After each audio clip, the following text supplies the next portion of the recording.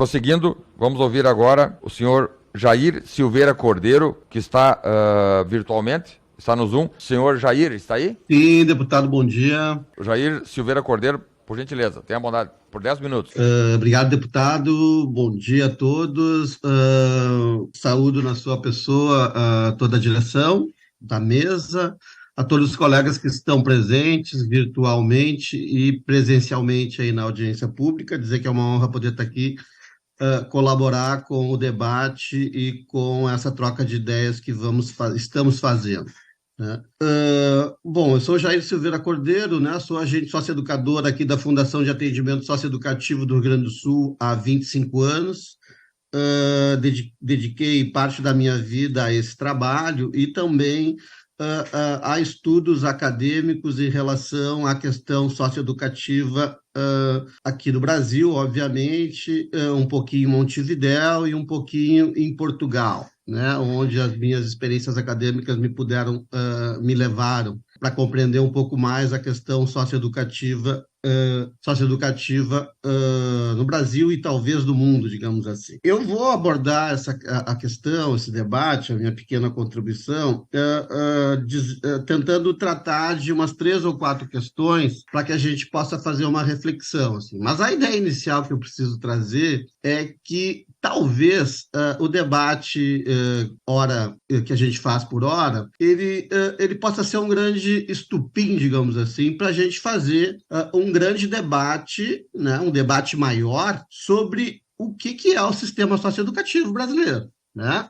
O que nós somos, o que a gente se propõe, qual é o nosso direcionamento, quais são os nossos princípios, né? Qual é o nosso objetivo, o que a gente está fazendo e quais são os resultados desse nosso fazer. Né? Essa questão da inclusão dos agentes socioeducadores no sistema de segurança tem muitas outras questões por trás. Né? E eu vou trazer aqui para a gente refletir junto. Claro que é o início de reflexão desse processo, né? Que se faz muito necessário, assim. Porque senão, como o próprio deputado refere, a gente fica em questões ideológicas, em questões de compreensões pessoais, né? E a gente precisa, digamos assim, profissionalizar esse nosso debate, né? Profissionalizar esse nosso debate e tornar esse nosso debate muito mais democrático, né? Esse debate precisa invadir, digamos assim, todos os trabalhadores, todos os agentes, mas no cotidiano das instituições, para a gente saber exatamente o que é que está acontecendo. Bom, quais são os prós e os contras da inclusão, né, dos agentes socioeducadores no sistema de segurança? O que de fato isso vai agregar, do ponto de vista de prestígio profissional, visibilidade profissional, melhorias de qualidade de trabalho, melhorias de salário e por aí vai? Né? Ou não? O que isso pode representar retrocessos além do que a gente já tem? Nos últimos anos, a gente já vem enfrentando aqui no Rio Grande do Sul um conjunto de retrocessos onde a vida e o trabalho dos agentes socioeducadores, eles representam para os governos do Estado apenas número. Né? O que esse cara, o que esse agente representa de custo para o Estado? É mais ou menos a lógica do que está por trás da gestão das medidas socioeducativas de internação e privação de liberdade aqui no Rio Grande do Sul, por exemplo, né? Onde vivemos um momento caótico, né? Horroroso, vivemos um momento horroroso aqui no Rio Grande do Sul, né? Onde tanto para os adolescentes quanto para a equipe funcional, ela é completamente insatisfatória, assim. Situações de agressão, situações de amotinamento, situações de conflito entre os próprios adolescentes, onde todos estão saindo machucados, né? Não é satisfatório para ninguém. Mas eu acho que a primeira questão, então, que eu quero trazer para a gente refletir, ela é sobre a própria natureza jurídica da medida socioeducativa, né? A de internação e semi-liberdade, propriamente dita, né? A gente está incluído, como a defensora Adriana referiu, né? A nossa normativa socioeducativa brasileira, ela está dentro de um contexto da normativa internacional, né? E esse contexto e essa normativa internacional, ela prevê, né, que ela não é, que ela tem o caráter de sancionatório, né, da medida, né, na medida em que é uma resposta do Estado à privação de liberdade desses adolescentes. Então, não é que não dá nada, dá alguma coisa, né? Talvez seja o momento da gente refletir se esse dar alguma coisa é o mais adequado do ponto de vista de contenção e de possibilidade de reinserção cidadã e pedagógica para esses adolescentes na sociedade atual. Né? A sociedade mudou, né? O mundo mudou.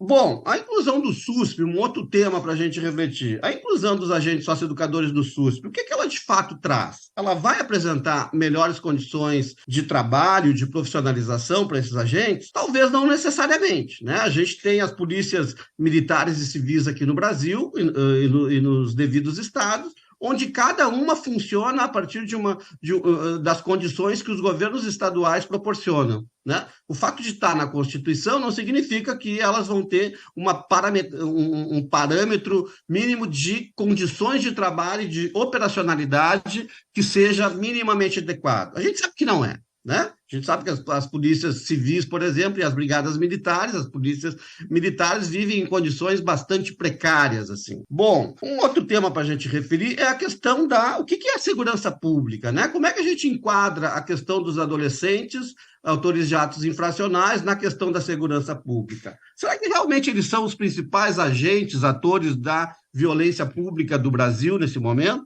Não, não são, né? A gente precisa balizar isso a partir de pesquisas sérias, né? Como as do Fórum Brasileiro de Segurança Pública, que referem que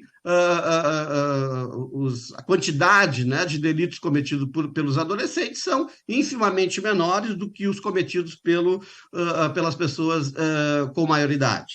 Bom, isso significa que eles não mereçam ser punidos? Óbvio que não. Né?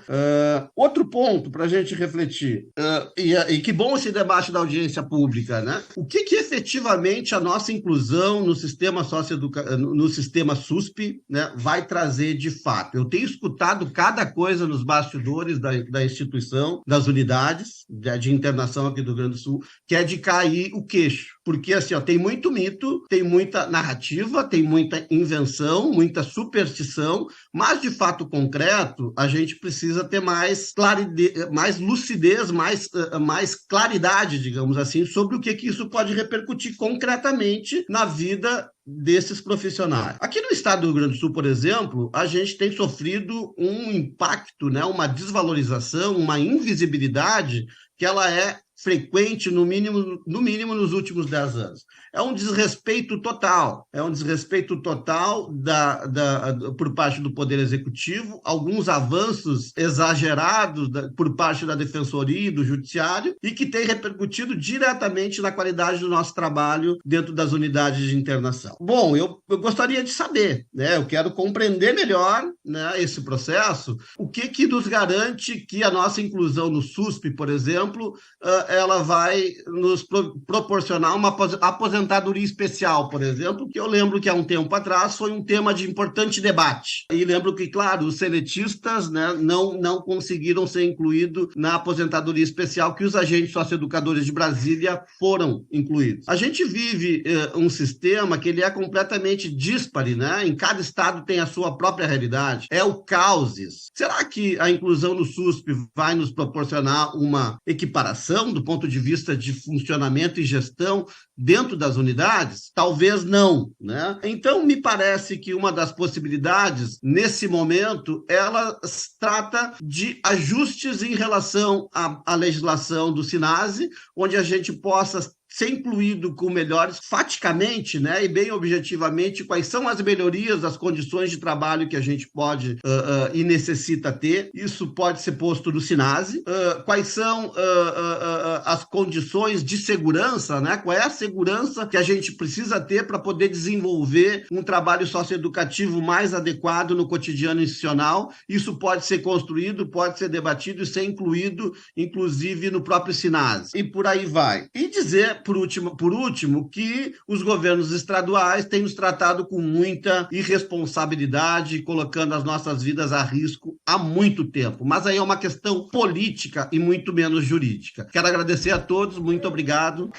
Obrigado, Senhores, eu peço silêncio, por gentileza. Obrigado, Jair Silveira Cordeiro, gaúcho, meu conterrâneo aí do Rio Grande do Sul. Eu vejo que tá frio aí, pelo casaco dá ver que tá frio. Veja quão diferente é o Brasil. Por isso, essas diferenças climáticas dão conta do tamanho do Brasil e dão conta também da necessidade de forma central, o Parlamento Federal fazer uma legislação única. O senhor falou sobre a disparidade. Cada estado tem um tratamento, mas é importante termos essa visão, né? Na sua observação, Jair Silveira Cordeiro, o senhor coloca em dúvida sobre a necessidade de incluirmos na Constituição o serviço dos agentes do sistema socioeducativo, como também do SUSP. Mas isso é importante, trazermos essa discussão. Unanimidade só tem no cemitério, né? Aqui é a casa da discussão. E é importante que os argumentos diferentes sejam tratados para que daí sim nós, aqui no Parlamento, ouvindo a todos, termos um encaminhamento. Então, obrigado, Jair Silveira Cordeiro, pela participação. Ouvindo a todos, deputado. Chamo... Deputado, presidente Santos, Pois não. a gente queria 2 minutos de fala. O senhor está inscrito? Por isso mesmo. Não, o senhor